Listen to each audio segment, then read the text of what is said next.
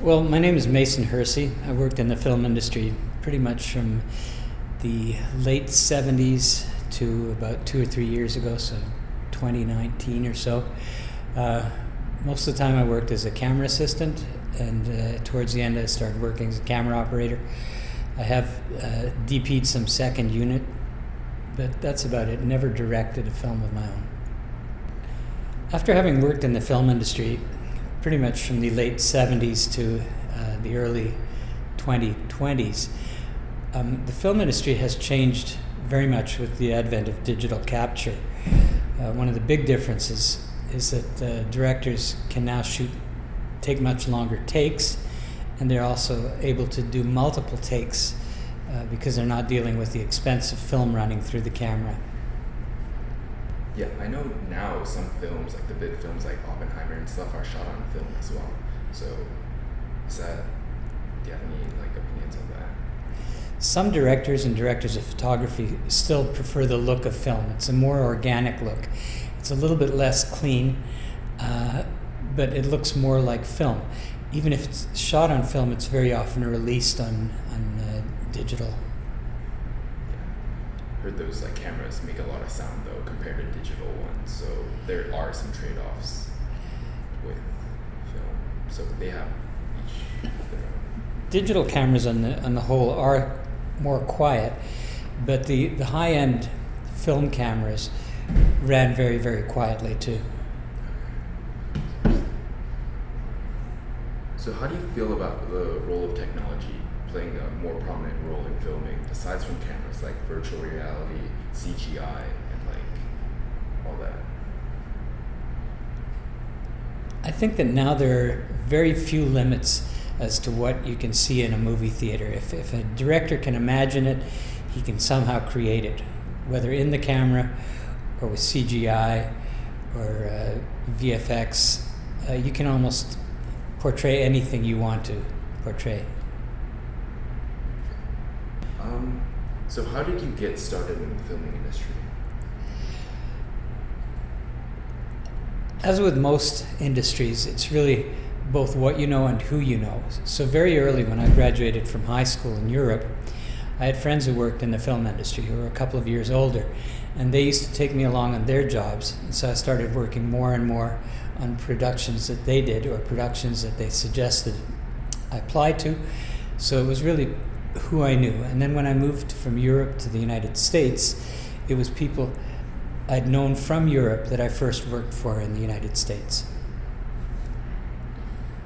That's pretty interesting. So I know connections are a big part, like you mentioned, in the filming industry. So how do you establish those initial connections if you don't have any friends around that might bring you inside? Well, a classical way of coming up in the old film industry was to work at a rental house.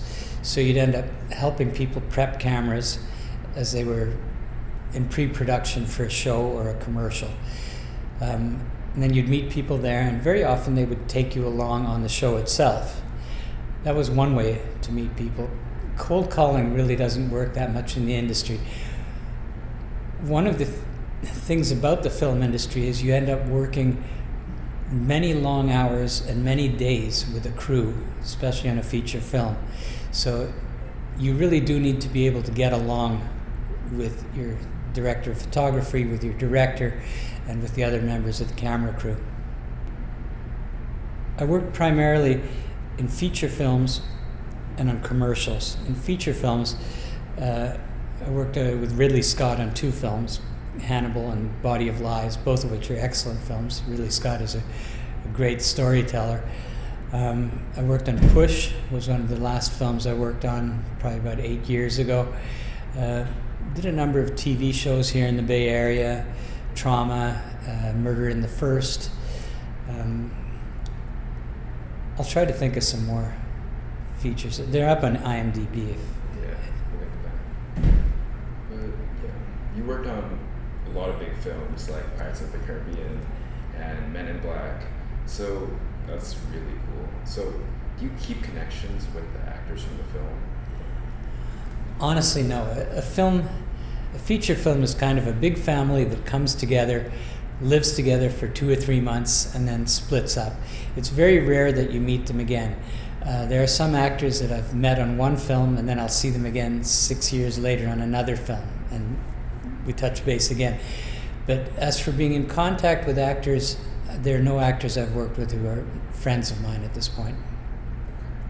So can you mention like the bigger movies so I can click on them? Like I worked on. Yeah. Okay. For instance, one of the larger movies I worked on is called The Postman. It's with Kevin Costner. It was one of the 2 movies I worked on with Kevin. Great guy to work with. The films themselves, I thought were very, very good films. They weren't blockbuster films, but they were on location, extremely trying conditions, long hours, but very, very interesting to work on.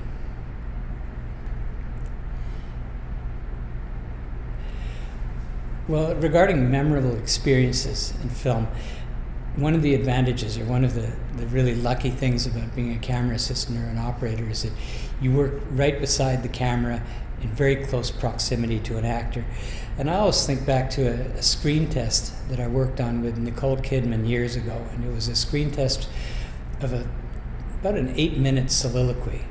And it was just wonderful to see an actress so close up, really perfecting her craft.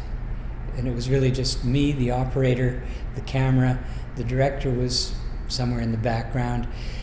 And really the magic of film in its creation happens right with the actor, between the actor and the camera.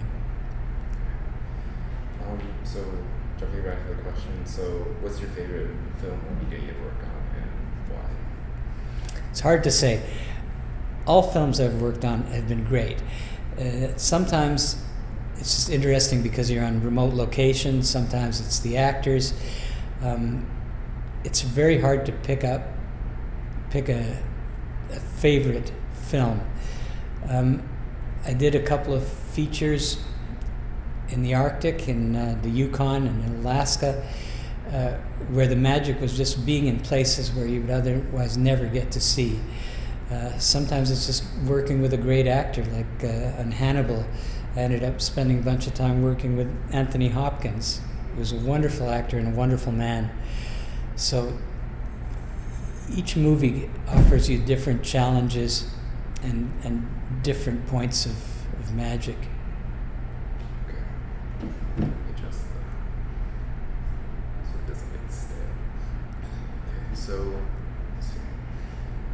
On the opposite side, what do you think was the worst in terms of planning and execution?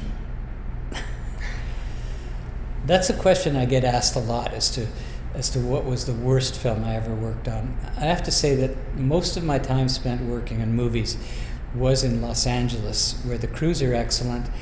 The planning is usually pretty meticulous. I've never had very bad experiences in film, I have to say that. Most of the people have been great. I have no complaints. It's always been a challenge, and it's a wonderful way to spend a life. So what advice would you give to someone that wants to start in the film industry? For somebody who wants to start out in the film industry, you have to know that you love or will love doing it. It's something that you can't do either just for the money, although the money is good. It's something that you have to understand that you may spend 100 hours that week working in pouring rain or late at night under punishing conditions with gear that doesn't want to do what you want it to do. And you're constantly anticipating what the director needs, what the director of photography needs. So you really have to want to do it. It can't just be something that's a job. It has to be something that you know you will love doing. Okay.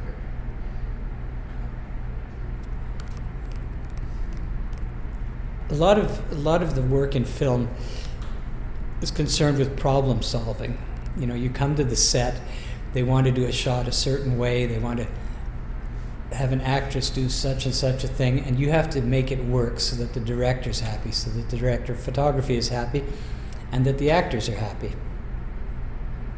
And it makes a good movie.